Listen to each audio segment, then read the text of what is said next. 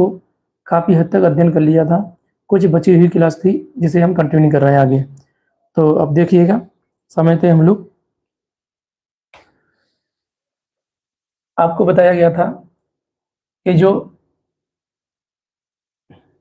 Solar system है, right, यानी सौरमंडल,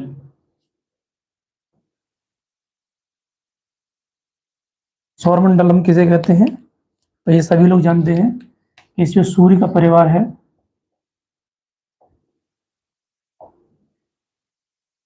सूर्य का परिवार क्या कहलाता है? सौरमंडल कहलाता है। आपको बताया गया था कि इस सूर्य के परिवार में मतलब खुद सूर्य भी रहता है, ग्रह हैं, उपग्रह हैं, है ना, क्षुद्र ग्रह हैं, और यदि हम देखें तो बौने ग्रह हैं, धूमकेतु है, उल्का पिंड है। इन सभी शब्दावलियों को हम प्रयोग करते हैं और इन्हीं को हम अध्ययन कर रहे थे। तो अब उसी को ध्यान में रखते हुए क्या करते हैं, हम क्लास को कंटिन्यू करते हैं, जिसमें हम लोग सौरमंडल के अंतर्गत यदि आप देखोगे, आपको बता दिया गया था, सूर्य के बारे में कंप्लीट जानकारी दे दी गई थी। हम ग्रहों के बारे में भी काफ़ी हद तक पढ़ चुके थे। अब जो बचा हुआ है हम उसे आगे कंटिन्यू करते हैं। तो देखिएगा, आपको बताया गया था कि एक हम लोग क्या करते हैं, ड्राइंग बनाते हैं जो सौरमंडल की, और किस तरह से सौरमंडल को हम देख सकते हैं। वैसे यदि आप देखोगे तो सौरमंडल में हम एक चीज़ समझ सकते हैं कि ये सूर्य है, और सूर्य के चारों ओर क्या कर रहे हैं, चक्कर लगाने वाले जो आकाशीय पिंड होते हैं उन्हें हम ग्रह कहते हैं। सूर्य के चारों ओर जो आकाशीय पिंड हैं जो चक्कर लगाते हैं उन्हें हम क्या बोलते हैं, ग्रह कह देते हैं। याद रखना। तो ऐसे हमारे सौरमंडल में कितने ग्रह हैं जो सूर्य के चारों ओर चक्कर लगाते हैं? तो आप सभी लोग जानते हैं ग्रहों की संख्या कितनी है, 8 है। तो वो 8 ग्रहों को हम अध्ययन कर रहे हैं। अब क्योंकि हम इस तरह से अगर हम इसे मतलब समझाएं आपको, तो इस तरह से क्या है, जो चित्र होता है वो ब्रॉड हो जाता है और चीज़ें जो बोर्ड पर समझ में नहीं आती हैं। इसलिए हम क्या करते हैं, इधर हम सूर्य को बना दे रहे हैं, बाकी जो भी ग्रह होते हैं वो इस तरह से हम इधर रखते हैं, तो वो चीज़ों को हम कंटिन्यू करते हैं। तो देखिएगा, थोड़ा समझाते हैं आपको। आपकी क्लास रिवीजन भी आपको करना है, प्रश्न पूछेंगे, सभी विद्यार्थियों को आंसर भी करना है, ठीक है। जो भी लाइव जुड़े हुए हैं वो बताना है ध्यान से। यानी कि यह जो है, मान लेते हैं लाइक दिस, ये क्या है, हमारा सूर्य है, ठीक है। यानी कि जो हमारा सौरमंडल है उसका जो प्रमुख है वो कौन है, सूर्य है, राइट। हम बना लेते हैं ये सूर्य है। सूर्य के सबसे निकट ग्रह है, आप कमेंट में आंसर करिएगा, सूर्य के सबसे निकट ग्रह कौन सा है? तो हम सभी लोग जानते हैं सर, सूर्य के सबसे निकट ग्रह क्या है, मरकरी है या बुध है, ठीक है। मरकरी या बुध हम कह सकते हैं। और यह क्या कर रहा है, सूर्य के मतलब चारों ओर अपना परिक्रमा करता है, ठीक है। जिसे हम परिक्रमण कहते हैं या रेवोल्यूशन बोलते हैं। और ये अपने अक्ष पर भी घूर्णन करता है। तो दोनों स्थितियां हमें देखनी है, इसमें आपको बता दिया गया था सारी चीजें, तो उसी के हिसाब से हम ध्यान में रख के आगे कंटिन्यू कर रहे हैं। लेकिन जैसे ही आगे बढ़ते हैं दोस्तों, तो हमें आगे क्या मिलता है कि सूर्य के दूसरा जो निकटतम ग्रह है उसका नाम यदि आप देखोगे तो वो है शुक्र, जिसे हम वीनस कहते हैं। तो वीनस भी लगभग देखा जाए तो इस तरह से ही क्या कर रहा है, सूर्य के चारों ओर चक्कर लगा रहा है। तो हम उसे ऐसे बना सकते हैं और मान सकते हैं, राइट। लेकिन बात किया जाए, क्योंकि हमने 8 ग्रहों की संख्या आपको बता रहे हैं, 8 ग्रहों के हिसाब से 2 ग्रह हमारे सामने हो गए हैं। जो तीसरा ग्रह दोस्तों है वो है हमारा अपना गोला, जिस पर हम रहते हैं, जिसका नाम है अर्थ, यानी पृथ्वी। तो पृथ्वी जो है वो सूर्य से दूरी क्रम में कौन से नंबर का ग्रह है, वो तीसरे नंबर का ग्रह हो जाएगा। तो हम इसे तीसरे नंबर ग्रह मान लेंगे, राइट। लेकिन जैसे ही हम लोग बात करते हैं दोस्तों, चौथा नंबर का जो ग्रह है सूर्य से दूरी क्रम में, यदि आप देखोगे तो चौथे नंबर का ग्रह क्या हो जाएगा, तो वो हो जाएगा मंगल, राइट। तो मंगल जो ग्रह है वो क्या है, सूर्य से दूरी क्रम में चौथा ग्रह हो जाएगा। हम इसे देख लेंगे, जिसे हम मार्स कहते हैं। अब देखो, इस मंगल ग्रह के मध्य में ही क्या है, बहुत सारे एस्टेरॉइड्स पाए जाते हैं, यानी क्षुद्र ग्रह। जैसे मैंने यहाँ पर एक नाम दिया है, ये शब्दावली हमारे सामने दिख रही है, ये वाली क्षुद्र ग्रह। इस क्षुद्र ग्रह को हम एस्टेरॉइड्स बोलते हैं, जो आगे समझाएंगे अभी आपको। हमने सन को कंप्लीट बता दिया था आपको, उसके बाद ग्रह के संबंध में चर्चा कर रहे हैं और उपग्रह को भी इसी के साथ में लगा देंगे और साथ में एस्टेरॉइड भी आएगा, लेकिन पहले हम ग्रहों के संबंध में अध्ययन करेंगे, तब एस्टेरॉइड बढ़ाएंगे बाद में। तो जो एस्टेरॉइड बेल्ट है या क्षुद्र ग्रह की जो पट्टी है, वो यदि आप देखें वो किन दो ग्रहों के मध्य में अवस्थित है। ये छोटे छोटे आकाशीय पिंड हैं जो क्या कर रहे हैं, जो ये ब्रह्मांड में मतलब ये भी चक्कर लगा रहे हैं, यानी कि हमारे सूर्य के सापेक्ष। अब ये बहुत सारी संख्या में है, ये किन दो ग्रहों के मध्य में स्थित है, तो आपको ध्यान रखना है, यानी मंगल और जुपिटर के मध्य में स्थित है, यानी कि बृहस्पति के मध्य में स्थित है, बृहस्पति के मध्य में स्थित है, ध्यान रखना। जुपिटर, यानी जुपिटर भी क्या कर रहा है, जुपिटर भी सूर्य के सापेक्ष ही है ना क्या करता है, परिक्रमण कर रहा है, ठीक है, ध्यान रखना। यानी कि सूर्य के सापेक्ष क्या करता है, ये घूमता है, ये ध्यान रखना है, ठीक है, यानी परिक्रमण कर रहा है। तो बृहस्पति हो जाएगा सूर्य से दूरी क्रम में 5वां ग्रह, ठीक है, ध्यान रखना है। आगे हम लोग बात करें दोस्तों, तो आगे जो हमारे सामने है वो क्या हो जाएगा, तो नेक्स्ट जो हमारे सामने ग्रह दिखेगा वो कौन सा दिख जाएगा, तो वो बनेगा शनि, यानी सैटर्न बोलेंगे हम इसको। शनि जो ग्रह है वो आ जाएगा, राइट। तो शनि जो ग्रह है वो भी क्या कर रहा है, वो भी सूर्य के सापेक्ष ही चक्कर लगा रहा है, लेकिन सूर्य से दूरी क्रम में जो ग्रह है ये कौन से नंबर का ग्रह है दोस्तों, तो आपको ध्यान रखना है, ये दूरी क्रम में 6वां ग्रह है, ठीक है, ध्यान रखना। सूर्य से दूरी क्रम में कौन सा ग्रह हो जाएगा, 6वां ग्रह हो जाएगा। उसी तरह से बात किया जाए तो नेक्स्ट जो हमारे सामने ग्रह है वो हो जाएगा अरुण, यानी कि यूरेनस।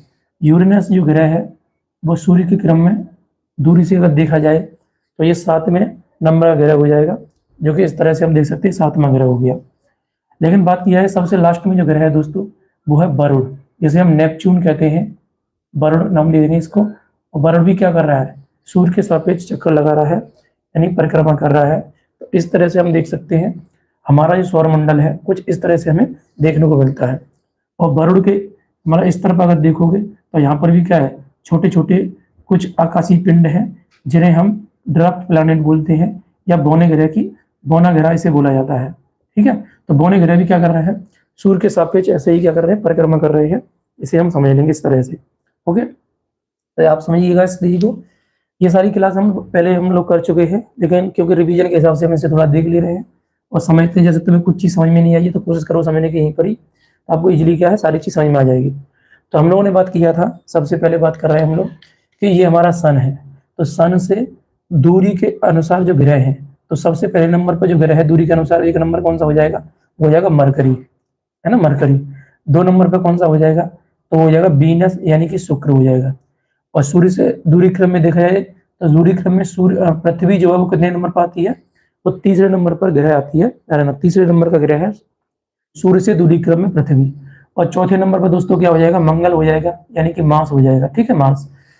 इसके बीच में ये जो पट्टी दिख रही है इसे बोलते हैं एस्टेरॉइड बेल्ट, यानी क्षुद्र ग्रह की पट्टी बोलते हैं, क्षुद्र ग्रह की पट्टी, है ना, ये क्षुद्र ग्रह है, ध्यान रखना है। क्षुद्र ग्रह जो है किन 2 ग्रहों के मध्य में मतलब ये मतलब परिक्रमण कर रहे हैं सूर्य के सापेक्ष, तो मंगल और बृहस्पति, यानी कि मार्स और जुपिटर के मध्य में क्या कर रहे हैं, ये मतलब सूर्य के सापेक्ष घूमते रहते हैं। उसी तरह से बात किया है दोस्तों, तो हम लोग देख सकते हैं सूर्य से दूरी क्रम में 5वां जो ग्रह है वो कौन सा हो जाएगा, वो जुपिटर हो जाएगा, यानी कि बृहस्पति हो जाएगा। इसी तरह से हम बात करें तो सूर्य से दूरी क्रम में 6वां जो सबसे दूरी पर ग्रह है वो कौन सा हो जाएगा, तो वो हो जाएगा शनि। 6वां जो ग्रह है दूरी क्रम में शनि हो जाएगा, यानी कि सैटर्न हो जाएगा। 7वें की बात किया जाए तो 7वां कौन सा हो जाएगा, तो ये यूरेनस हो जाएगा, यानी कि अरुण हो जाएगा, ठीक है। और 8वें नंबर का जो ग्रह है, यानी कि सूर्य से सर्वाधिक दूरी पर अवस्थित जो ग्रह है ना, वो कौन सा हो जाएगा, वरुण हो जाएगा, यानी कि नेपच्यून जो ग्रह है वो हो जाएगा सूर्य से दूरी क्रम में सबसे दूरी पर स्थित जो ग्रह रहेगा कौन सा, नेपच्यून हो जाएगा। और नेपच्यून के बाद दोस्तों बात किया जाए तो उसके बाद में जो मतलब ये जो आकाशीय पिंड आपको बताए गए हैं इन्हें बोलते हैं बौने ग्रह, यानी कि इनको ड्राफ्ट प्लैनेट के नाम से जानते हैं, जो आगे पढ़ेंगे। ड्राफ्ट प्लैनेट में एक नाम सुना हुआ आपने, प्लूटो या यम। प्लूटो को पहले 9वां ग्रह कहते थे, लेकिन 2006 में इसे ग्रहों की श्रेणी से हटा दिया गया था। तो यह लास्ट में आपको बताया जाएगा जब हम लोग बौने ग्रह पढ़ेंगे उस समय। बौने ग्रह और भी हैं, उनकी भी संख्या बताई जाएगी कि कैसे क्या सारी चीज रहती है, उनके कौन से परीक्षा की दृष्टि से उपयोगी हो सकते हैं, उन सबको हम लोग जानेंगे। तो वही चीज क्या है यहाँ पर हम देखना चाह रहे हैं। तो ये कुछ हमारा सौरमंडल में प्रमुख रूप से यदि हम देखें तो अभी हमें जो मतलब जो आपके सामने ये ड्राइंग किया गया है, यह केवल अभी ग्रहों के संबंध में हम चर्चा कर रहे हैं, उसी के सापेक्ष क्या है ये सारी चीज बताने की कोशिश कर रहे हैं। इसमें मैंने आपको बहुत सारी चीज बता दी थी। हमने ये तो दूरी क्रम में ग्रहों का क्रम देखा तो सिंपली हमने बता दिया ये हो जाएगा। लेकिन अगर वो तुमसे पूछे आकार की दृष्टि से यानी साइज के अनुसार सूर्य से ग्रहों का जो क्रम है वो बताइए, मतलब जो सौरमंडल का जो ग्रह है उनका क्रम क्या हो जाएगा आकार की दृष्टि से। तो आकार में दोस्तों बात किया जाए तो आकार में सबसे बड़ा जो ग्रह है ना, ध्यान रखना है, आकार में सबसे बड़ा ग्रह कौन सा हो जाएगा, तो वो जुपिटर हो जाएगा। यानी आकार वाले में या तुम देखो तो ये जो ग्रह है वो क्या है, आकार की दृष्टि से सबसे बड़े ग्रह माने जाएंगे। यहाँ से कंटिन्यू करना है फिर पृथ्वी पर आना है ना। तो आकार की दृष्टि से जब देखोगे तो सबसे बड़ा ग्रह सौरमंडल कौन सा है, जुपिटर है।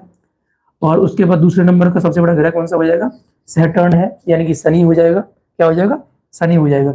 और तीसरा सबसे बड़ा ग्रह दोस्तों क्या हो जाएगा, तो वो हो जाएगा यूरेनस, यानी कि अरुण हो जाएगा। क्या हो जाएगा, यूरेनस हो जाएगा, यानी कि अरुण हो जाएगा। जबकि आकार की दृष्टि से चौथा सबसे बड़ा ग्रह दोस्तों क्या हो जाएगा, तो नेपच्यून हो जाएगा, यानी कि वरुण है। क्या हो जाएगा, वरुण हो जाएगा। तो हम वरुण को यहाँ पर लगा देंगे। तो ये आप लोग सब लोग जानते हैं पहले से आकार में। लेकिन दोस्तों पृथ्वी की बात किया जाए, पृथ्वी जो है आकार की दृष्टि से कौन से नंबर ग्रह है, 5वें नंबर का। देखो सूर्य से दूरी क्रम में तीसरे नंबर पर आता है पृथ्वी, और आकार की दृष्टि से कौन से नंबर पर आ रहा है दोस्तों, 5वें नंबर पर आता है। कौन से नंबर पर आता है, 5वें नंबर पर। तो जो पृथ्वी है वो सूर्य से दूरी क्रम में तीसरे नंबर पर आती है, जबकि आकार की दृष्टि से यह 5वें नंबर पर आ जाएगी। जबकि हमारे सौरमंडल का छठवां सबसे बड़ा जो ग्रह है जो रहेगा वो कौन सा हो जाएगा, वो मार्स हो जाएगा, यानी कि मंगल हो जाएगा। तो इसे मंगल को हम इसमें देख लेंगे, ठीक है, मंगल। जबकि सौरमंडल का 7वां सबसे बड़ा जो ग्रह है दोस्तों वो क्या हो जाएगा, शुक्र हो जाएगा, यानी कि वीनस है। और सौरमंडल का सबसे छोटा जो ग्रह है वो कौन सा हो जाएगा, बुध हो जाएगा। कौन सा हो जाता है, बुध हो जाता है। तो इस तरह से देखो कुछ भी नहीं लिखना है, लेकिन इसी ड्राइंग में या इसी चित्र में सब कुछ फिल कर लेना है। बस इस चित्र को फिल कीजिएगा और सब कुछ इसी से आपको इन्फॉर्मेशन ग्रहण करनी है। कोशिश करना है कि यह चित्र तुम्हें बार बार बनाना है घर पर रह करके, और इसे मन की आंखों से बनाने की कोशिश करिएगा। तुलना करके देखिए सभी ग्रहों का, तो इजीली सारी चीजें क्या है आपके दिमाग में रहेंगी। अन्यथा फिर ये निकलना स्टार्ट हो जाएगा और आप प्रश्न जो गलत करना प्रारंभ कर देंगे। इसलिए कोशिश करना है कि क्या कैसे क्या बनना है वो देख लेना है। तो सबसे पहले हमने ऊपर जो आपको नंबरिंग की है, यह की है सूर्य से दूरी क्रम में। तो उस दूरी के क्रम में आपको बता दिया ये हो जाएगा। लेकिन नीचे जो नंबरिंग की गई है दोस्तों वो आकार की दृष्टि से नंबरिंग करवाई गई है। तो आकार की दृष्टि से यदि हम देखें तो हमारे सौरमंडल का जो सबसे बड़ा ग्रह है वो जुपिटर है, जबकि सबसे छोटा जो ग्रह है वो मरकरी है, यानी कि बुध है। ठीक है, तो ये दोनों चीजें आपको स्पष्टता के साथ क्लियर हो गई होंगी। तो ये आप देख सकते हो, ये हमारा इस तरह से देख लेंगे, राइट। नेक्स्ट हम लोग बात करते हैं। तो एक प्रश्न आपका और पूछा जाता है कि बताइएगा मतलब पृथ्वी के अनुसार, है ना, पृथ्वी के अनुसार ग्रहों का जो क्रम है दूरी के, जो पृथ्वी है, पृथ्वी से दूरी जो ग्रहों की रहती है वो क्या रहती है। तो पृथ्वी के अनुसार ग्रहों का क्रम, यदि आप देखोगे दूरी के उसमें, तो जो पृथ्वी है, पृथ्वी के सबसे निकटवर्ती ग्रह बताओ कौन सा है। तो पृथ्वी के सबसे निकटवर्ती ग्रह दोस्तों क्या हो जाएगा, शुक्र है। ठीक है, ध्यान रखना, इस मैप को थोड़ा सा देखिएगा, इस चित्र को देखिएगा। यानी कि सूर्य पृथ्वी के सबसे निकट ग्रह कौन सा है, शुक्र। और दूसरा निकट ग्रह कौन सा है दोस्तों, मंगल। तो पृथ्वी के सबसे निकट ग्रह कौन सा हो जाएगा, शुक्र हो जाएगा। और दूसरा निकटवर्ती कौन सा हो जाएगा, मंगल हो जाएगा। और तीसरा कौन सा हो जाएगा, बुध हो जाएगा। बाकी आप इन क्रमानुसार लगा सकते हो इस तरह से। ठीक है, तो हम कह सकते हैं यहाँ पर देखो सूर्य से सबसे दूरी के अनुसार ग्रह और पृथ्वी से दूरी के अनुसार ग्रह। तो सूर्य से दूरी के अनुसार ग्रह, तो क्रमानुसार हम ये बना देंगे कि इस तरह से बन गया। लेकिन पृथ्वी में थोड़ा सा आपको ध्यान रखना है, ऐसा लगता है कि मंगल नजदीक है, यानी कि मार्स नजदीक है, लेकिन मार्स नजदीक नहीं है, ध्यान रखना है। यानी पृथ्वी के सबसे निकटतम ग्रह है वो क्या है, शुक्र है। जबकि सूर्य के सबसे निकटतम ग्रह क्या है, बुध है। सूर्य के सबसे निकटतम ग्रह बुध, पृथ्वी के सबसे निकटतम ग्रह शुक्र है। पृथ्वी के सबसे निकटतम ग्रह क्या हो जाएगा, शुक्र हो जाएगा। यानी कि हम कह सकते हैं मार्स है, मतलब वीनस है। क्या हो जाएगा, वीनस हो जाएगा। ये आपको ध्यान रखना है। बाकी क्रम अब तुम आराम से लगा सकते हो, सिर्फ यही कंफ्यूजन होता है कि सबसे निकटतम कौन सा है। तो सबसे निकटतम ध्यान रखना है, पृथ्वी के निकटतम। तो पृथ्वी के निकटतम दोस्तों ये है, जबकि सूर्य के निकटतम कौन सा हो जाएगा, बुध हो जाएगा। तो ध्यान रखना किस तरह से प्रश्न पूछा है वो आपको उस प्रश्न में ध्यान से आंसर करना है। ऐसा नहीं कि गलत कर दिया जाए, क्योंकि वो लगता है ऑप्शन वो वैसे ही दे रहा होता है और शुरुआत में बुद्धि दे देता है वहां पर, उसके बाद में फिर शुक्र दे देगा, मंगल दे देगा, बृहस्पति दे देगा, ऐसे दे देगा। तो ध्यान रखना है प्रश्न में क्या दिया है, आपको विशेष रूप से ये देखना है। अगर मान लो प्रश्न में दिया है कि पृथ्वी के अनुसार, है ना, या पृथ्वी से निकटतम ग्रह है, तो आपको शुक्र लगाना है, यानी कि वीनस लगाना है। अगर पूछता है वो कि सूर्य के निकटतम ग्रह है, तो वो मरकरी लगाना है, यानी कि बुध लगाना है। तो ऐसे करके हम इसे रिलेट कर लेंगे और जान जाएंगे यहाँ तक। ठीक है जी, ये हो जाएगा। लेकिन दोस्तों आगे बात किया जाए तो ये तो हमने आकार की दृष्टि से और दूर के क्रम में ग्रहों के संबंध में आपसे कुछ चर्चा किया है। ये मैं पहले चर्चा कर चुका हूँ आपसे। अभी क्लास हम लोगों ने क्या कर लिया है, थोड़ा सा हमने रिवीजन के रूप में ये क्लास ले लिया है। अब थोड़ा सा और बताइएगा, ये बताओ इनमें से कौन से ग्रह हैं जो गोल्डी लॉक जोन में शामिल है। इनमें से कौन से ग्रह हैं गोल्डी लॉक जोन में शामिल है। ठीक है, तो गोल्डी लॉक जोन में शामिल ग्रह बताइएगा कमेंट में। ठीक है, Goldilocks zone, Goldilocks zone कहते किसे हैं, पहले तो ये देख लीजिएगा, है ना। यानी कि गोल्डी लॉक जोन में शामिल ग्रह हैं कितने हैं बताओ, कमेंट करके बताओ। जो भी विद्यार्थी लाइव है वो बताइएगा कि गोल्डी लॉक जोन में शामिल जो ग्रह हैं वो कितने हैं, है ना। और गोल्डी लॉक जोन का मतलब क्या होता है, गोल्डी लॉक जोन का मतलब, ठीक है। तो गोल्डी लॉक जोन का मतलब दोस्तों क्या हो जाएगा, तो हम लोग देख सकते हैं, यानी कि गोल्डी लॉक जोन कुछ भी नहीं है, जहां पर जीवन की संभावना है उन्हीं को हम क्या बोल देते हैं, गोल्डी लॉक जोन कह देते हैं, है ना। यानी एक शब्दावली प्रयोग की जाती है, Goldilocks zone, Goldilocks zone. तो अगर पूछे तुमसे गोल्डी लॉक जोन क्या है, तो जिस प्लैनेट पर जीवन की संभावना होती है या जहां पर हम जीवन जी सकते हैं, जैसे पृथ्वी क्या है, गोल्डी लॉक जोन में शामिल ग्रह है। ठीक है, यानी कि यहाँ तो जीवन की संभावना नहीं, जीवन है ही है। ठीक है, तो हम कह सकते हैं गोल्डी लॉक जोन का मतलब क्या हो जाएगा, जीवन की संभावना जिस भी ग्रह पर रहती है दोस्तों, वो क्या हो जाएगा, वो आपका हो जाएगा, याद रखना, गोल्डी लॉक जोन में शामिल। तो गोल्डी लॉक जोन में शामिल जो ग्रह हैं वो अंत से कहीं से नहीं करना, बस ये जो पृथ्वी के नजदीक ग्रह है, जैसे शुक्र पर जीवन की कोई संभावना नहीं है, लेकिन पृथ्वी मंगल पर जीवन की संभावना है। तो हम कह सकते हैं कि गोल्डी लॉक जोन में शामिल जो ग्रह है या प्लैनेट है वो मंगल है, मंगल को ध्यान रखना है। और पृथ्वी तो अपने आप में गोल्डी लॉक जोन है ही है, संभावना नहीं, पृथ्वी पर तो जीवन है ही है ना, ये आपको ध्यान रखना है। तो पृथ्वी पर जीवन है ही है, तो ये हम लोग जानते ही है, इसे रिलेट कर देंगे इसी तरीके से, ऐसे बन जाएगा ये। ठीक है, तो ये लगा देना है आपको। ठीक है, तो पृथ्वी पर जीवन की संभावना है, संभावना नहीं, मतलब जीवन है, लेकिन संभावना किस ग्रह पर है, तो मंगल पर है। तो मंगल पर हम लगा देंगे, तो ये लगा देंगे गोल्डी लॉक जोन में शामिल जो ग्रह है वो कौन सा हो जाएगा, मार्स हो जाएगा, यानी मंगल हो जाएगा। ठीक है, अब यहीं पर मैंने कुछ शब्दावली और प्रयोग की थी आपके सामने कि ये जो ग्रह हैं, ये वाले जो ग्रह हैं मतलब क्षुद्र ग्रह और सूर्य के जो बीच में ग्रह पड़ते हैं, यानी क्षुद्र ग्रह की जो पट्टी है और सूर्य के मध्य में जो ग्रह है, इन ग्रहों को दोस्तों हम पार्थिव ग्रह कहते हैं। क्या नाम देते हैं इनको, पार्थिव ग्रह देते हैं। पार्थिव ग्रह का मतलब क्या है, तो ध्यान रखना, पार्थिव ग्रह का मतलब है देखो पृथ्वी के समान समानता रखने वाले ग्रह, है ना। तो आपको ध्यान रखना है ये ग्रह क्या है, पार्थिव ग्रह कहेंगे। और पार्थिव ग्रह का जो मतलब है, मतलब पेपर में तुम्हारा ये पूछा गया कि पार्थिव का मतलब क्या होता है ना। तो पार्थिव का मतलब पृथ्वी के समान समानता रखने वाले ग्रहों को बोलते हैं पार्थिव ग्रह। अब पृथ्वी के समान का मतलब क्या हुआ, क्योंकि पृथ्वी जो है उसका जो मतलब घनत्व है वो बहुत ज्यादा है, हम ये कह सकते हैं।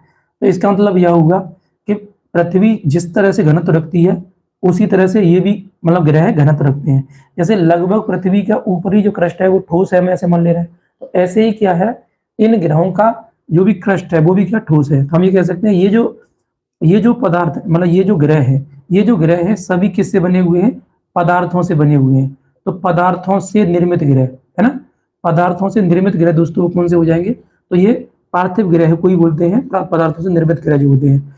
इन पार्थिव ग्रहों को ही हम इंटरनल प्लैनेट भी कहते हैं, यानी कि इन्हीं का ही नाम हम क्या नाम देते हैं, आंतरिक ग्रह नाम दे देते हैं इन्हीं का। ठीक है, अगर तुमसे पूछे इंटरनल जो ग्रह हैं वो कितने हैं, तो इनकी संख्या दोस्तों 4 ही है, यानी पार्थिव ग्रह कह दीजिएगा या आंतरिक ग्रह कह दीजिएगा। तो आंतरिक ग्रह या पार्थिव ग्रह जो है इनकी संख्या 4 है और ये पृथ्वी के समान समानता रखते हैं, यानी कि ये पदार्थों से निर्मित ग्रह है, मतलब ठोसीय ग्रह है। कैसे ग्रह है ये, ठोसीय ग्रह। अगर तुमसे पूछे कि ठोसीय ग्रह किसे कहते हैं, सॉलिड प्लैनेट किसे बोलते हैं, तो सॉलिड प्लैनेट जो है दोस्तों वो क्या हो जाएंगे, तो वो क्या हो जाएंगे, यानी कि मरकरी है, मार्स है, अर्थ है और क्या हो जाएगा, मतलब वीनस बोलेंगे इसको, यानी कि मरकरी, वीनस, अर्थ और मार्स, यानी कि बुध, शुक्र, पृथ्वी, मंगल, ये सभी ग्रह कैसे हैं दोस्तों?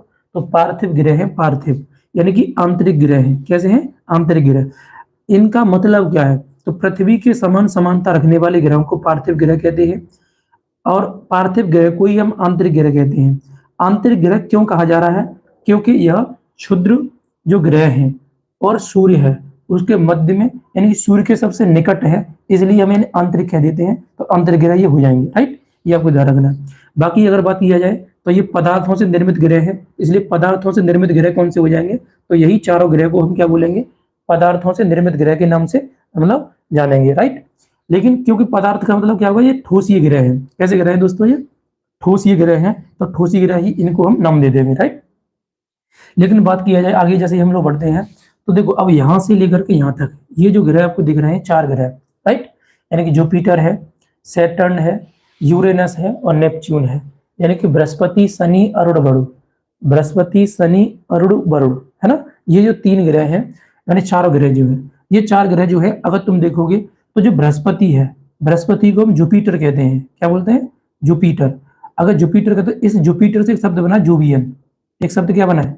जोवियन शब्द बना है दोस्तों, जोवियन, यानी कि जोवियन, ऐसे शब्द लिखाएगा जोवियन। तो पूछेगा जोवियन प्लैनेट किसे बोलते हैं, यानी जोवियन ग्रह किसे कहते हैं? तो जोवियन ग्रह जो है वो ध्यान रखना है, वो जुपिटर से लेकर के जो नेपच्यून है, ये चारों ग्रह क्या कहलाते हैं? जोवियन कहलाते हैं। जोवियन का जो मतलब होता है वो क्या होता है? तो आपको ध्यान रखना है, जोवियन का मतलब क्योंकि ये शब्द किससे लिया गया है? ये शब्द लिया है जुपिटर से।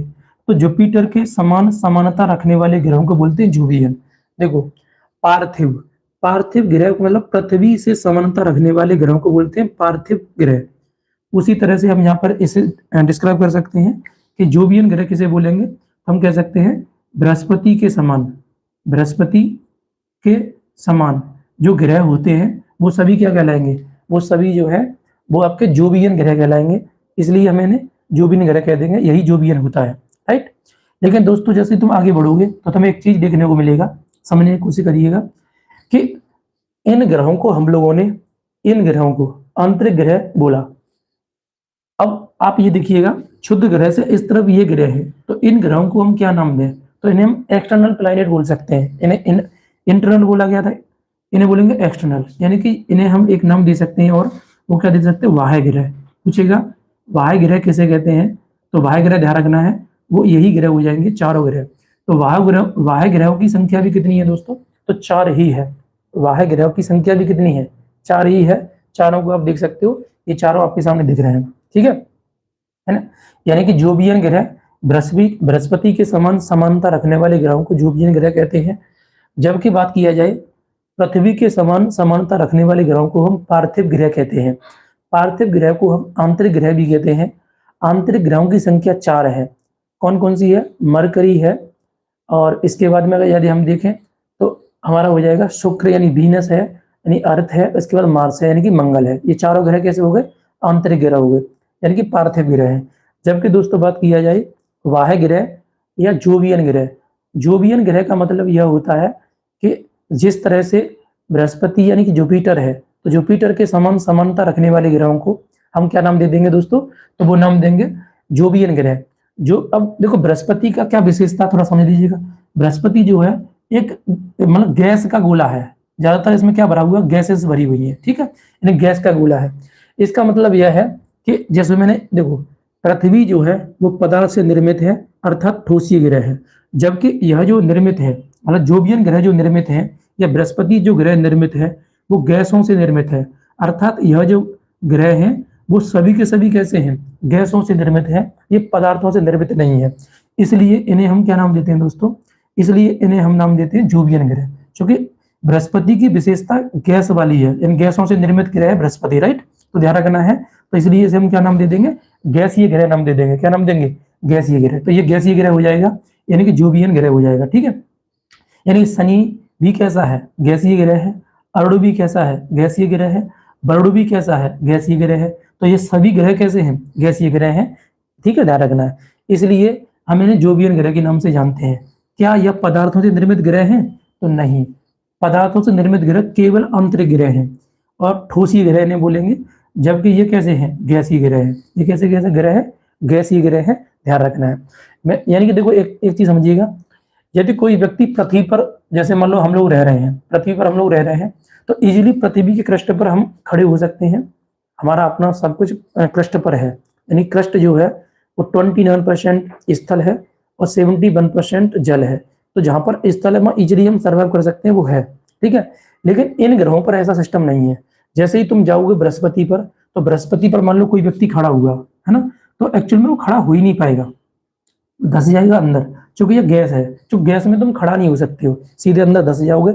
इसलिए क्या है, इसलिए इन ग्रहों का घनत्व भी कम होता है, डेंसिटी। मैं आपसे बोलूं, आंतरिक ग्रहों की जो डेंसिटी है वो बहुत ज्यादा होती है, ध्यान रखना। यानी कि अगर पूछे कि जो डेंसिटी है वो किन ग्रहों की ज्यादा होगी, ध्यान रखना है। अगर तुम्हें इंट्यूशन लगाना है, कभी तुम्हारा प्रश्न ना आ जाए, तो ध्यान रखना है किन ग्रहों की घनत्व जो ज्यादा होने वाला आंतरिक का।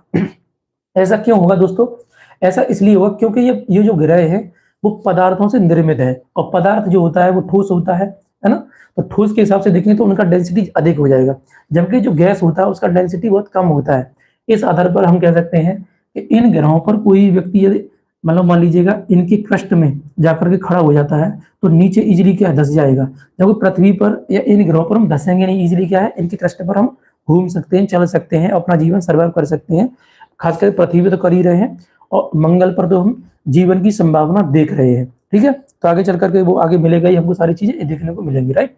तो इतना सारा कहानी किसकी होगी, इनकी हो जाएंगी। तो जोवियन ग्रह या गैसीय ग्रह किसे कहते हैं, ये स्पष्टता के साथ आपको पता लग गया होगा, ये आपको ध्यान रखना है। हालांकि जोवियन ग्रह और गैसीय ग्रह जो है, जिन्हें हम कह रहे हैं या वाह्य ग्रह कह रहे हैं, यह किन मतलब पट्टियों के मध्य में है, तो एस्टेरॉइड जो बेल्ट है उसके मध्य में, और ये हम कह देंगे ड्राफ्ट प्लैनेट जो है उनके मध्य में, यानी क्षुद्र ग्रह की पट्टी और बौने ग्रह की पट्टी के मध्य में कौन से ग्रह अवस्थित हैं, तो ध्यान रखना है वो हो जाएंगे जोवियन ग्रह या वाह्य ग्रह या गैसीय ग्रह जो है वो इनके मध्य में अवस्थित है। ये आपको ध्यान रखना है, ठीक है।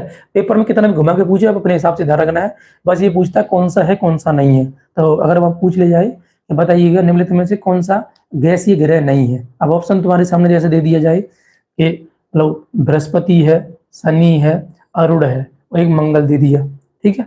तो बताइएगा इनमें से कौन सा ग्रह है जो मतलब गैसीय ग्रह नहीं है। तो हमको दिख रहा है कि ये जो ग्रह है वो अब गैसीय ग्रह नहीं है, क्योंकि ये ग्रह कैसा है, यह पदार्थों से निर्मित ग्रह है, अर्थात यह ठोसीय ग्रह है, इसलिए यह ठोसीय ग्रह हो जाएगा।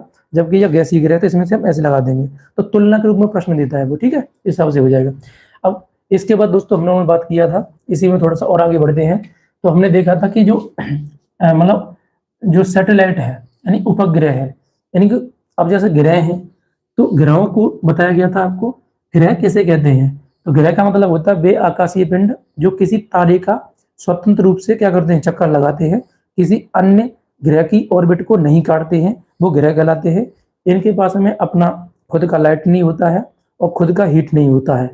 इस ऐसे आकाशीय पिंडों को हम क्या नाम दे देते हैं, ग्रह नाम देते हैं। तो एक सिंपल सी छोटी सी परिभाषा ग्रह की क्या हो जाती है, बस ध्यान रखना, वे आकाशीय पिंड जो क्या करते हैं, सूर्य के चारों ओर चक्कर लगाते हैं, उन्हें हम क्या बोल देंगे, ग्रह कह देंगे, ठीक है, ध्यान रखना।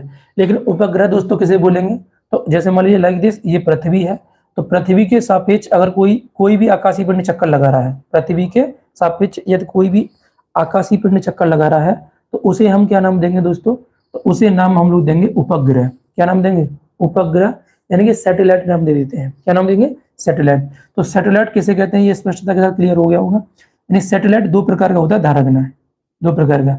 एक तरह होता है आर्टिफिशियल यानी कृत्रिम सैटेलाइट होता है, एक होता है नेचुरल यानी प्राकृतिक। क्या होता है, प्राकृतिक। प्राकृतिक हमको स्टडी करना है, नेचुरल भी करेंगे जब हम ग्रहों की विशेषताओं को पढ़ेंगे उसके संबंध में, तो वही चीज रहेगा यहाँ पर। तो प्राकृतिक जो मतलब सैटेलाइट है हमें उन्हें देखना है। तो दोस्तों आप थोड़ा सा समझिएगा यहाँ पर, यदि मैं आपसे बात करूं कि जो ये बुध है, क्या बुध का कोई सैटेलाइट है, बुध का कोई सैटेलाइट है या नहीं, तो ध्यान रखना बुध का सैटेलाइट पहले था, हम ये नहीं कह रहे कि नहीं है। यानी हम कह सकते हैं कि जो मरकरी ग्रह है, इस मरकरी ग्रह का सैटेलाइट पहले था, लेकिन क्योंकि यह सूर्य के बहुत ज्यादा नजदीक है, इसलिए क्या हुआ, सूर्य ने इसके सैटेलाइट को क्या कर लिया, खींच लिया है।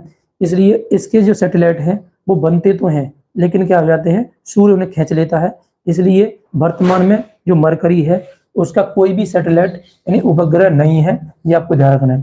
क्योंकि बुध जो है वो सूर्य के सबसे निकटतम ग्रह है और इसके जो भी उपग्रह होंगे वो इसके साथ सर्वाइव कर ही नहीं पाएंगे, इसलिए क्या हो जाएगा, ये बन जाएगा यहाँ पर, ठीक है। लेकिन बात किया जाए दोस्तों तो ये शुक्र है। अब शुक्र के बारे में देखो, क्या शुक्र का कोई सैटेलाइट है, बताओ, क्या शुक्र का कोई सैटेलाइट है? तो शुक्र का भी कोई सैटेलाइट नहीं है। वैसे होते थे पहले, है ना, शुक्र के भी क्या थे, सैटेलाइट थे, लेकिन इसके भी क्या कर लिए गए, इसके भी जो सैटेलाइट है वो किसने खींच लिए हैं, सूर्य ने ही खींच लिए हैं। इसलिए हम कह सकते हैं कि हमारे सौरमंडल में 2 ग्रह ऐसे हैं जिनका कोई भी सैटेलाइट अर्थात कोई भी उपग्रह नहीं है, जो कि प्राकृतिक उपग्रह हम मानेंगे कोई भी नहीं है, राइट, ध्यान रखना है। यानी कि इन दोनों ग्रहों के कोई भी उपग्रह नहीं है, ध्यान रखना है, इन दोनों ग्रह के कोई भी उपग्रह नहीं है। कौन कौन से, तो मरकरी का और वीनस का, मरकरी और वीनस के कोई भी उपग्रह नहीं है, ध्यान रखिएगा, ठीक है, ध्यान रखना। क्यों नहीं है, तो उसका रीजन है कि इनका जो दूरी है वो सूर्य के थोड़ा सा पास में है। तो सूर्य क्या करता है, अपनी गुरुत्वाकर्षण शक्ति से क्या कर दिया है, इनके जो भी मतलब उपग्रह हैं उनको अपनी ओर खींच लिया है, इसलिए कहें इनके कोई भी उपग्रह नहीं है, तो इसलिए हम ये बोल देंगे। आगे बढ़ते हैं दोस्तों, तो आगे समझिएगा। अब हमारा पृथ्वी आता है जहां पर हम लोग रह रहे हैं। अब पृथ्वी आता है तो पृथ्वी के बारे में थोड़ा समझते हैं। क्या पृथ्वी का कोई उपग्रह है, तो जी हाँ, यानी पृथ्वी का उपग्रह है। अब पृथ्वी का उपग्रह जो है वो क्या है, मून है, यानी कि चंद्रमा है। मैंने आपसे बोला था कि मान लेते हैं ये पृथ्वी है ना, ये पृथ्वी है, तो पृथ्वी के सापेक्ष जो चक्कर लगा रहा है, पृथ्वी के सापेक्ष जो चक्कर लगा रहा है उसे बोलते हैं मून। क्या बोलते हैं, मून, यानी कि चंद्रमा। यानी पृथ्वी ग्रह का एकमात्र प्राकृतिक उपग्रह जो है वो क्या है, चंद्रमा है। तो चंद्रमा का ध्यान रखना है, ये किसका उपग्रह हो जाएगा, पृथ्वी का हो जाएगा, ठीक है। तो इसका मतलब ये हुआ कि बुध के पास हमें कोई उपग्रह नहीं मिला, शुक्र के पास कोई उपग्रह नहीं मिला, लेकिन जैसे ही हम आते हैं पृथ्वी पर तो पृथ्वी के पास में हमें एक उपग्रह देखने को मिल रहा है जिसका नाम चंद्रमा है, यानी कि मून है, ठीक है, ध्यान रखना। तो अब देखो सूर्य की जो गुरुत्वाकर्षण शक्ति है वो पृथ्वी पर भी लगती है, लेकिन क्योंकि जो ये मून है, ये देखो बुध और शुक्र के जितने भी उपग्रह थे वो मून की अपेक्षा काफी छोटे आकार के थे, तो इजिली क्या है, सूर्य ने क्या कर लिया, अपनी ओर खींच लिए। लेकिन जो मून है यानी कि चंद्रमा है वो थोड़ा इसका आकार जो है ठीक ठाक है, मतलब थोड़ा बड़ा गोला है ये, इसलिए क्या है, इसको ये सूर्य मतलब खींचना तो चाहता है, लेकिन पृथ्वी के पास में अपना गुरुत्वाकर्षण शक्ति है, प्लस इस मून के पास में भी अपनी गुरुत्वाकर्षण शक्ति है, इसलिए क्या है कि यह जो मतलब सन है वो इसे खींच नहीं पाता है, ये इसलिए पृथ्वी के सापेक्ष चक्कर लगाता रहता है, ठीक है। आप कल्पना कीजिएगा अगर सूर्य जो है मून को खींच लेता, यानी चंद्रमा को खींच लेता, तो क्या होता। तो कई सारी चीज थी जो नहीं होती। जैसे हिंदू धर्म में यदि हम देखें तो हिंदू धर्म का जो भी खास करके जैसे हमारा मतलब कैलेंडर है, वो कैलेंडर क्या है, कैलेंडर किस पर आधारित है, वो मून पर आधारित है। तो हमारा कैलेंडर वो होता ही नहीं, क्योंकि जैसे हम चैत्र, बैसाख, ज्येष्ठ, आषाढ़, सावन, भादो, ये हमारे महीने रहते हैं, और इन महीनों में यदि हम देखें तो वो महीने किस पर आधारित होते हैं दोस्तों, तो मून पर ही तो आधारित होते हैं, ठीक है, ध्यान रखना है। जैसे एक और हम तुलना करके देखें तो जैसे मान लीजिए इस्लाम धर्म में भी जो कैलेंडर होता है वो भी देखा जाए मून पर आधारित होता है। यदि मून न होता तो क्या होता, तो ये कैलेंडर न होते, इन धर्मों में बहुत ज्यादा दिक्कत आती, ये हो जाता, ठीक है। इसके अलावा बात किया जाए तो एक करवा चौथ त्योहार होता है ना, तो करवा चौथ त्योहार होता है तो उसमें भी आप देख सकते हो कि उसमें भी हम मून को ही देखते हैं छलनी में। तो इसका मतलब क्या है, अगर मून ना होता तो करवा चौथ भी ना होता, ठीक है। तो ये सारी चीजें अगर तुम देखोगे तो इससे हम देख सकते हैं, राइट, ध्यान रखना है। अब तुमने देखा होगा, खास करके आपने अक्सर में देखा होगा, जैसे एक होता है ग्रेगोरियन कैलेंडर। जो ग्रेगोरियन कैलेंडर होता है वो इंग्लिश कैलेंडर है। अब ग्रेगोरियन कैलेंडर में कभी भी कोई भी त्योहार होता है वो चेंज नहीं होता है। जैसे मैं आपसे बोलूं कि 25 दिसंबर को यदि क्रिसमस डे है तो 25 दिसंबर को ही नेक्स्ट ईयर में वो आने वाला है। लेकिन मान लीजिएगा कि हिंदू धर्म में या हमारे सनातन धर्म में दीपावली मान लीजिएगा यानी अक्टूबर में 31 अक्टूबर की पड़ रही है, तो हो सकता है कि क्या मतलब इस साल मान लो 31 अक्टूबर की है या 1 नवंबर की है। तो अब जैसे ही तुम 2025 में जाओगे तो 2025 में अब हो सकता है क्या यह मतलब 2-4 दिन क्या हो जाए, पीछे खिसक जाए या आगे हो जाए। हालांकि पीछे खिसकती है, लेकिन हिंदू धर्म में एक चीज है, जैसे हम कहते हैं लोन का महीना, यानी प्रति 3 साल बाद क्या होता है, एक लोन का महीना आ जाता है। उसका मतलब होता है कि जहां पर हमारा तारीख स्टार्ट हुई थी किसी भी त्योहार की वो वहीं पहुंच जाता है, मतलब हम 3 साल में 1 महीना पीछे खिसक जाते हैं। और जैसे ही 14 साल लगेगा तो हिंदू धर्म में ये व्यवस्था की गई है कि उस जो हम 3 साल में 1 महीना पीछे खिसके थे, लगभग 28 दिन पीछे खिसक जाते हैं, वो 28 दिन सीधे बढ़ा देते हैं।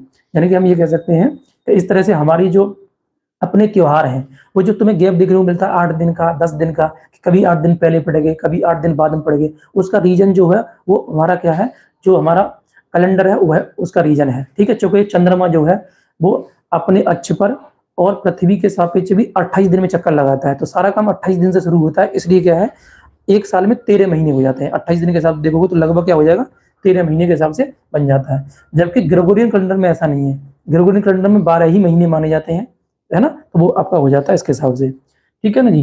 तो ऐसे हम कर देंगे। तो जो मून है, मून किसका सैटेलाइट है, तो ध्यान रखना है मून जो है वो पृथ्वी का सैटेलाइट है, यानी कि नेचुरल सैटेलाइट है, ध्यान रखना है, ठीक है। तो ये हो जाएगा, तो एकमात्र उपग्रह जो पृथ्वी का है वो क्या हो जाएगा, तो वो मून हो जाएगा, क्या हो जाएगा, मून हो जाएगा। नेक्स्ट दोस्तों आगे बढ़ते हैं, तो आगे समझिएगा। अब हमारे सामने मार्स है, यानी मंगल ग्रह है, तो मंगल ग्रह के भी क्या है, उपग्रह है ना, मंगल ग्रह के भी क्या है, उपग्रह है। तो मंगल ग्रह के कितने उपग्रह हैं दोस्तों, तो मंगल ग्रह के 2 उपग्रह हैं। कितने उपग्रह हैं, 2 उपग्रह हैं, ध्यान रखना है। यानी मंगल ग्रह के 2 उपग्रह कौन कौन से हो जाएंगे, तो एक उपग्रह दोस्तों जो है बताओ कौन सा हो जाएगा, वो है डीमोस, और दूसरे का नाम फोबोस है, डीबोस और फोबोस। तो मैं यहाँ पर नीचे मेंशन कर दे रहा हूँ, वहीं पर ऊपर लिख दे रहा है। इन मंगल ग्रह के 2 उपग्रह हैं, एक का नाम डीमोस और एक का नाम फोबोस, डीमोस और फोबोस। ये 2 सैटेलाइट जो हैं, प्राकृतिक सैटेलाइट जिसे बोलते हैं, ये किसके हैं दोस्तों, तो ये मंगल ग्रह के उपग्रह हैं, है ना। मंगल ग्रह के उपग्रह हो जाएंगे डीमोस और फोबोस। तो डीमोस और फोबोस जो उपग्रह हैं वो किस मतलब ग्रह के हैं, तो वो हो जाएंगे मंगल ग्रह के। किसके हो जाएंगे, मंगल ग्रह के। अब दोस्तों जो डीमोस है, डीमोस हमारे सौरमंडल का सबसे छोटा ग्रह अगर तुमसे कहा जाए तो वो क्या हो जाएगा, वो है बुध। हमारे सौरमंडल का सबसे छोटा ग्रह क्या हो जाएगा, बुध। लेकिन कहे आपसे वो कि हमारे सौरमंडल का सबसे छोटा उपग्रह मतलब सैटेलाइट जो है वो क्या हो जाएगा दोस्तों, तो वो हो जाएगा डीमोस। क्या हो जाएगा, डीमोस। यानी डीमोस जो है वो हमारे सौरमंडल का सबसे छोटा उपग्रह है, यानी कि सैटेलाइट है। यह किस ग्रह का है, तो ध्यान रखना है यह किस ग्रह का हो जाएगा, मंगल का हो जाएगा, ठीक है। यानी मंगल जो है, मंगल का सबसे छोटा जो उपग्रह है वो डीमोस है। क्या हो जाएगा दोस्तों, डीमोस हो जाएगा, ठीक है। और फोबोस, तो आप ध्यान रखना है कि मंगल ग्रह के कितने उपग्रह हैं, 2। पृथ्वी ग्रह के कितने उपग्रह हैं, 1, जिसका नाम क्या, चंद्रमा है। यहाँ पर अब तो हमने 3 उपग्रह अभी तक पढ़ लिए हैं, तो तीनों को आपको ध्यान रखना है इस तरह से, ठीक है। लेकिन हम बात करते हैं आगे दोस्तों, तो आगे बढ़ेंगे तो हमारे सामने हमारे सौरमंडल का सबसे बड़ा ग्रह, हमारे सौरमंडल का सबसे बड़ा ग्रह क्या है, जुपिटर है, यानी बृहस्पति है। हमारे सौरमंडल का सबसे छोटा ग्रह क्या है, बुध है, यानी कि मरकरी है। क्या है, मरकरी है। अब बृहस्पति के जो उपग्रह है उनको समझते हैं। तो बृहस्पति के दोस्तों उपग्रह समझोगे, तो बृहस्पति के उपग्रह बहुत सारे हैं, है ना। मैं आपसे बोलूं कि वर्तमान में जैसे कल तक का अगर डाटा देखें हम लोग, तो कल तक के डाटा में बृहस्पति के उपग्रहों की संख्या लगभग कितनी थी, 95 है। कितनी हो जाएगी, 95 हो जाएगी बृहस्पति के उपग्रहों की संख्या, है ना, ध्यान रखना वर्तमान में। यानी कि 95 यदि इनकी संख्या है, तो उनमें से जो सबसे बड़ा उपग्रह है, सबसे बड़ा है ना, बृहस्पति का सबसे बड़ा उपग्रह जो है, जिसे हम सौरमंडल का सबसे बड़ा उपग्रह भी कहते हैं, तो वो है गैनीमीड। कौन सा हो जाएगा दोस्तों, गैनीमीड हो जाएगा, गैनीमीड। तो गैनीमीड जो है वो हमारे सौरमंडल का सबसे बड़ा उपग्रह है, यानी कि सबसे बड़ा सैटेलाइट है, ध्यान रखना है। यानी हमारे सौरमंडल का सबसे छोटा उपग्रह डीमोस है। क्या है, डीमोस। डीमोस जो है वो मंगल का उपग्रह है, जबकि गैनीमीड जो है वो बृहस्पति का उपग्रह है। किसका उपग्रह दोस्तों, बृहस्पति का। तो बृहस्पति ग्रह का सबसे बड़ा उपग्रह और हमारे सौरमंडल का सबसे बड़ा उपग्रह जो है दोस्तों वो क्या हो जाएगा, गैनीमीड हो जाएगा। क्या हो जाएगा, गैनीमीड। तो गैनीमीड को हम ऐसे रिलेट कर लेंगे, ये बन जाएगा। तो दोनों पास पास में ही आप देखो, यानी कि मंगल और बृहस्पति दोनों पास पास में है। तो मंगल का हमारे सौरमंडल का सबसे छोटा उपग्रह है मंगल के पास में, जबकि बृहस्पति जो ग्रह है वो हमारे सौरमंडल का सबसे बड़ा ग्रह है, और सबसे बड़ा इसके पास में क्या है, उपग्रह भी है। हमारे सौरमंडल का सबसे बड़ा ग्रह कौन सा है, बृहस्पति है, और हमारे सौरमंडल का सबसे बड़ा उपग्रह भी किसके पास में है, बृहस्पति के ही पास में है, यानी जुपिटर के पास में है। हम बोल देंगे गैनीमीड है। कौन हो जाएगा, गैनीमीड हो जाएगा, इसे हम लगा देंगे, राइट, ये हो जाएगा। इसके पास में 21 मतलब 95 क्या है, उपग्रह है। लेकिन मान्यता प्राप्त दोस्तों उपग्रह है, मान्यता प्राप्त 95 में से मान्यता प्राप्त उपग्रह है वो कितने हैं, मतलब 16 है। कितने हो जाएंगे इनके पास में, 16 हो जाएंगे, ध्यान रखना। यानी कि मान्यता प्राप्त उपग्रहों की संख्या दोस्तों कितनी है इनके पास में, 16 है, ध्यान रखिए वर्तमान में। यानी कि मैं आपसे बोलूं कि जो भी एस्ट्रोनॉमी के संबंध में काम करने वाली संस्था है, उसके अनुसार जो इसे प्रमाण पत्र या सर्टिफिकेट दिया गया है वो कितने सैटेलाइट का दिया गया है, 16 का दिया गया है। वैसे तो हम 95 लगा सकते हैं, लेकिन 16 ही है, ध्यान रखना। इसके जो उपग्रह की संख्या है वो आपको कर लेनी है, राइट, ये हो जाएगा। लेकिन दोस्तों बात किया जाए, हम आगे बढ़ते हैं, तो आगे यदि आप देखो तो आगे हमें सैटर्न मिल रहा है, तो सैटर्न के पास में भी बहुत सारे उपग्रह हैं, ठीक है। सैटर्न के पास में भी क्या है, बहुत सारे उपग्रह हैं। अब सैटर्न के पास में बहुत सारे उपग्रह हैं, तो उनमें से सैटर्न का सबसे बड़ा जो उपग्रह है दोस्तों वो है टाइटन। क्या हो जाएगा, टाइटन है।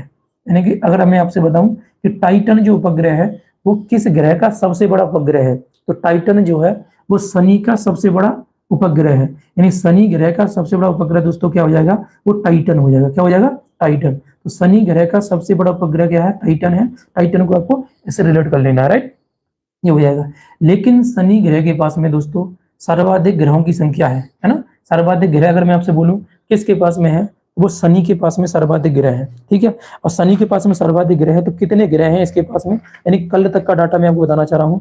तो कल तक के डाटा में यदि आप देखोगे तो शनि के पास में जो ग्रहों की संख्या लगभग कितनी है, 145 है। कितनी है, 145 है। शनि के पास में उपग्रहों की संख्या कितनी हो जाएगी, 145 है। लेकिन इन 145 में से कितने को मान्यता प्राप्त है, तो 21 को।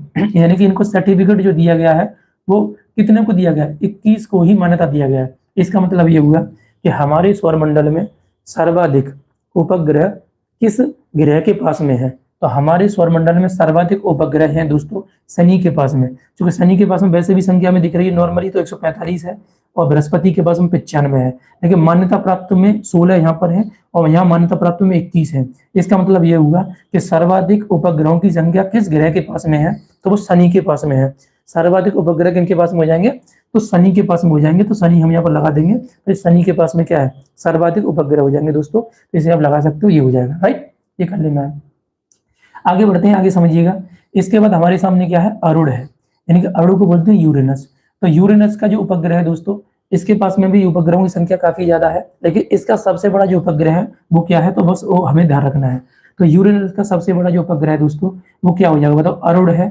अरुण मतलब बोलते हैं इसको। तो यूरेनस का सबसे बड़ा उपग्रह देखो, तो ये हो जाएगा टाइटेनिया। क्या हो जाएगा, टाइटेनिया।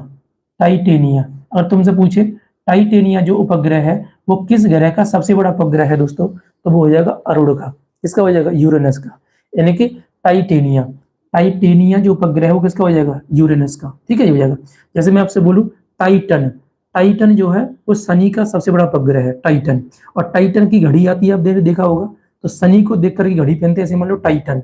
अब टाइटेनिया है, तो टेनिया जो होती है, टेनिया टेनिया टेनिया में जैसे दावत होती है ना, तो दावत में टेनिया होती है, उसे पूरी हम लोग परसते हैं, तो टाइटेनिया। तो टेनिया से रिलेट करने लगा, अरुण जो है वो क्या कर रहा है, टेनिया लेकर के क्या कर रहा है, दावत परस रहा है। दावत को क्या कर रहा है, पूर्य को दे रहा है लोगों में, ठीक है, खाना खिलवा रहा है। तो टाइटेनिया, टेनिया से हो जाएगा अरुण, ठीक है, ध्यान रखना। तो अरुण का टेनिया है, टेनिया। और टाइटन यानी शनि की घड़ी है, यानी घड़ी जो है मान लेते हैं टाइटन का बना हुआ होता है, तो उसे रिलेट कर लेंगे, तो ऐसे करके ये निकल के आ जाएगा यहाँ पर।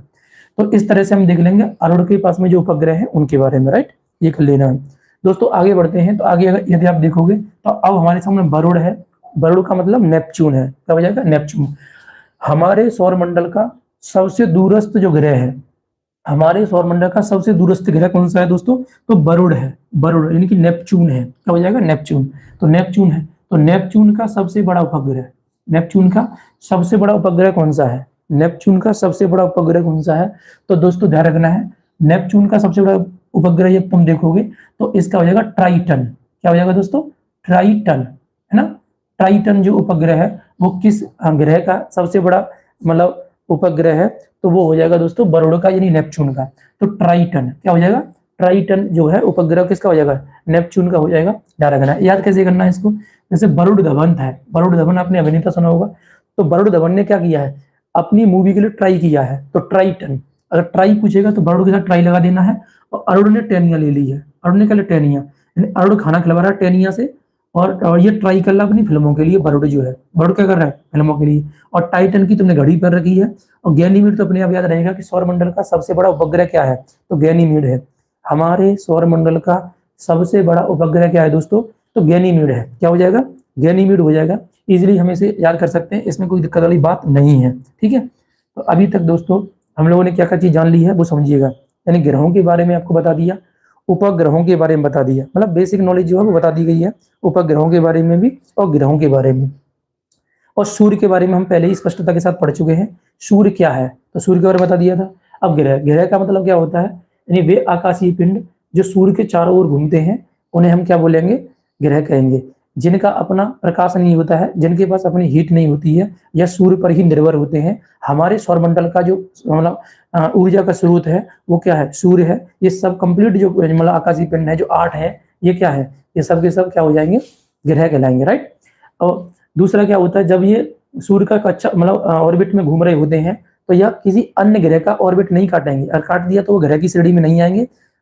जो प्लूटो था या यम था उसके साथ में यही हो रहा था कि ये क्या करता था, यम जो था वो इस मतलब अरुण की कक्षा को काटता था, इसलिए क्या उसे ग्रह की श्रेणी से हटा दिया गया था। तो उसका रीजन वो वही था, ठीक है, ध्यान रखना। तो आपको यहाँ ध्यान रखना है। अब बात करते हैं आगे, और बताइएगा, ये बताओ उपग्रह किसे कहते हैं। तो उपग्रह का मतलब मैंने बताया था आपको कि जो ग्रहों के चारों ओर घूमते हैं, जो ग्रहों के चारों ओर, यानी कि वे आकाशीय पिंड जो ग्रहों के चारों ओर स्वतंत्र रूप से क्या कर रहे हैं, अपनी चक्कर लगा रहे हैं, तो उन्हें हम क्या बोल देंगे दोस्तों, तो वो आपका हो जाएगा, ध्यान रखिएगा, वो हो जाएगा आपका उपग्रह। क्या हो जाएगा, उपग्रह। तो उपग्रह जो है वो क्या हो जाएंगे, ये बन जाएंगे, ठीक है। तो स्पष्ट आपको दिख रहा होगा। ये बताइए गोल्डी लॉक जोन में शामिल ग्रह हैं वो कितने हैं।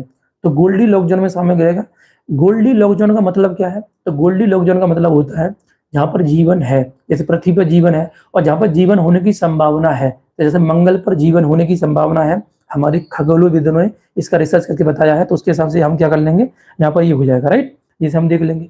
लेकिन बात किया जाए दोस्तों, ये बताइएगा अगर तुमसे पूछे जोबियन ग्रह किसे कहते हैं, जोबियन ग्रह, तो जोबियन ग्रह कहते हैं, जोबियन का मतलब होता है, जो जोबियन शब्द है, जोबियन शब्द जो है वो किससे लिया गया है, तो जोबियन शब्द बना है जुपिटर से, जुपिटर जो होता है उससे जोबियन शब्द बना है। तो जोबियन संबंध जो मतलब जोबियन का मतलब क्या हो जाएगा, जुपिटर के समान जो भी ग्रह होगा वो जोबियन में आएगा। जैसे कि हम लोग जानते हैं कि जितने भी बाह्य ग्रह हैं वो सभी क्या है, जोबियन ग्रह में आते हैं, क्योंकि जो बृहस्पति है वो एक गैसीय ग्रह है, और गैसीय ग्रह है तो इसका मतलब ये हुआ जितने भी बाह्य ग्रह है वो सभी के सभी गैसीय ग्रह है। लेकिन मैं बोलूँगा तो पार्थिव ग्रह किसे कहते हैं, पार्थिव का मतलब होता है पृथ्वी के समान ग्रह। पार्थिव का मतलब यहाँ पर हम ये भी देख सकते हैं कि पृथ्वी जो बना हुआ है वो किससे बना हुआ है, पदार्थों से बना हुआ है, अर्थात वह ठोसीय ग्रह है। इसका मतलब ये हुआ कि जो जो पदार्थों से निर्मित ग्रह हैं या ठोसीय ग्रह हैं या जो पृथ्वी के समान ग्रह हैं उन्हें ही हम आंतरिक ग्रह कहते हैं। ये चारों ग्रह आपको ध्यान रखने ये हो जाएंगे। हमारे सौरमंडल में अगर देखें तो 8 ग्रह हैं टोटल, पहले 9 ग्रह हुआ करते थे, लेकिन 2006 से क्या हो गया है, ये जो ग्रह हैं वो क्या हो गए हैं, वो मतलब एक ग्रह को यहाँ से निकाल दिया गया है, प्लूटो को, तो आगे आपको स्पष्टता बताया जाएगा, आगे जब क्लास मिलेगी आपको तब बता दिया जाएगा, ठीक है। तो आप देखिएगा हमारे सौरमंडल में किन ग्रहों के पास में कोई भी उपग्रह नहीं है। तो सूर्य के पास में जो 2 ग्रह हैं, बुध यानी कि मरकरी, शुक्र यानी कि वीनस, इन दोनों के पास में कोई भी क्या है, कोई भी हम कह सकते हैं उपग्रह नहीं है, ध्यान रखना। क्यों नहीं है इनके पास में उपग्रह, क्योंकि इनके पास में पहले उपग्रह थे, लेकिन सूर्य की ग्रेविटेशनल फोर्स के कारण क्या हुआ, ये जो उपग्रह है वो सूर्य ने अपनी ओर खींच लिए, इसलिए इनके पास में कोई भी उपग्रह नहीं रहा है, इसलिए हो जाएगा, ठीक है, ये ध्यान रखना। हालांकि हम बात करें आगे दोस्तों, तो पृथ्वी जो है सबसे पहले अगर देखें तो पृथ्वी के पास में हमें एक उपग्रह देखने को मिलता है जो चंद्रमा है। तो चंद्रमा जो उपग्रह है वो किसका है, पृथ्वी का हो जाएगा। उसी तरह से दोस्तों बात किया जाए तो हम देख सकते हैं जो मंगल है, तो मंगल जो उपग्रह है दोस्तों, तो मंगल जो है, मंगल के पास में 2 उपग्रह हैं, है ना। मंगल ग्रह के पास कितने उपग्रह हैं, 2 उपग्रह कौन कौन से हैं, तो डीमोस है और फोबोस है। तो डीमोस और फोबोस जो उपग्रह हैं दोस्तों वो किनके पास में हो जाएंगे, तो वो मंगल ग्रह के पास में हो जाएंगे। तो ये आपको ध्यान रखना है, तो मंगल के पास में क्या है, ये 2 उपग्रह हो जाएंगे, राइट। लेकिन बात किया जाए तो जो डीमोस उपग्रह है, डीमोस, ये हमारे सौरमंडल का सबसे छोटा उपग्रह है। हमारे सौरमंडल का सबसे छोटा उपग्रह क्या है, डीमोस है। क्या हो जाएगा, डीमोस हो जाएगा, ध्यान रखना। अब बात करते हैं, ये एस्टेरॉयड बेल्ट है। एस्टेरॉयड बेल्ट जो है या क्षुद्र ग्रह की पट्टी जो है वो किन 2 ग्रहों के मध्य में स्थित है, तो मंगल और बृहस्पति, यानी मार्स और जुपिटर के मध्य में एस्टेरॉयड बेल्ट जो है मतलब घूम रहे हैं, यानी एस्टेरॉयड जो घूम रहे हैं, ध्यान रखना ये हो जाएगा। अब आगे बढ़ते हैं, तो बृहस्पति के बारे में या जुपिटर के बारे में आपको बताया गया है। तो जो जुपिटर है, जुपिटर हमारे सौरमंडल का सबसे बड़ा ग्रह है, इसी के पास में सबसे बड़ा उपग्रह भी है। यानी जुपिटर के पास में टोटल देखा जाए तो 95 उपग्रह है वर्तमान में, लेकिन जो भी मान्यता मिली है वो 16 उपग्रहों को ही मिली है ना। 16 उपग्रह इसके पास में वर्तमान में अभी मान्यता प्राप्त है। लेकिन बृहस्पति के बारे में बात किया जाए तो बृहस्पति जो है इसका सबसे बड़ा जो उपग्रह है वो गैनीमीड है। तो गैनीमीड आपके सामने आपको दिख रहा होगा, ये गैनीमीड हो जाएगा, राइट। लेकिन दोस्तों बात किया जाए शनि, तो शनि यानी कि सैटर्न है। तो सैटर्न जो मतलब हमारा ग्रह है, तो सैटर्न जो ग्रह है वो आप देख सकते हो हमारे सौरमंडल का दूसरा सबसे बड़ा ग्रह है। और सूर्य से दूरी क्रम में, सूर्य से दूरी क्रम में यदि हम देखें तो ये 6वें नंबर पर आएगा। कितने नंबर आएगा? 6वें नंबर पर आएगा। इसके पास में उपग्रहों की संख्या 145 है, यानी कल के डाटा के हिसाब से कितनी है? 145 है। लेकिन ये जो मान्यता प्राप्त उपग्रह हैं वो कितने हैं? 21 हैं। कितने हैं? 21 हैं। तो इस हिसाब से यदि हम देखें तो इन सभी ग्रहों में मान्यता प्राप्त ग्रहों की संख्या में सर्वाधिक जो संख्या है वो किसके पास में है? शनि के पास में है। इसलिए हम कह देंगे कि जो शनि उपग्रह है उसके शनि जो ग्रह है उसके पास में उपग्रहों की संख्या सर्वाधिक है, ये हम देख लेंगे।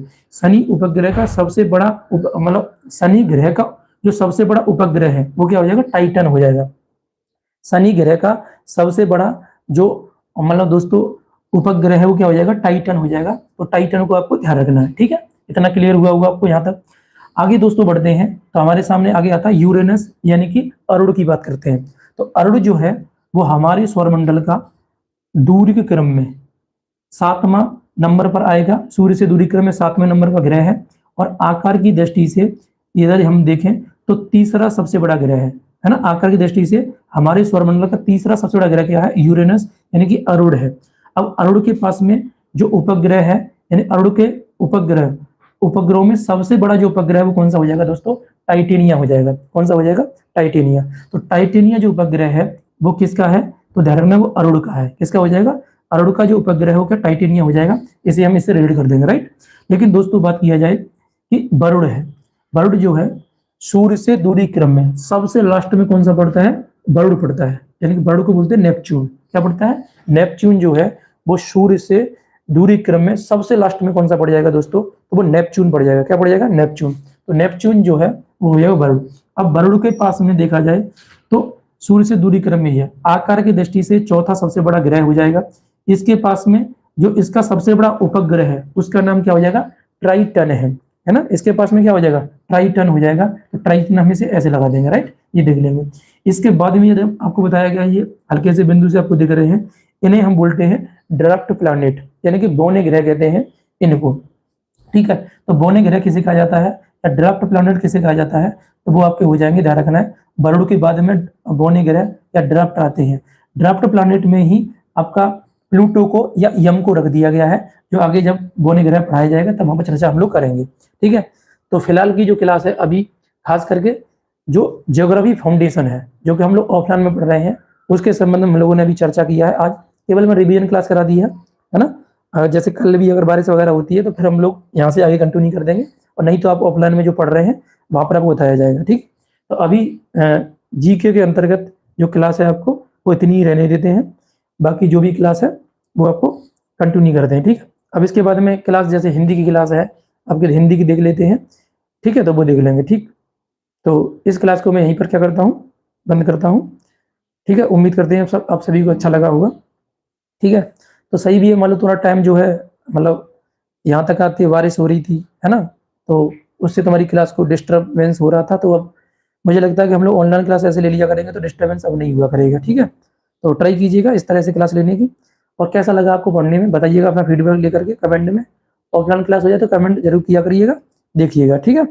तो आज इतना ही रहने देते हैं इस क्लास के अंतर्गत। अभी हम लोग लाइव होंगे हिंदी के लिए, तो हिंदी के लिए जस्ट अभी लाइव होने वाला है, तो देख लीजिएगा, ठीक। तब तक के लिए इस क्लास के लिए जय हिंद सभी को।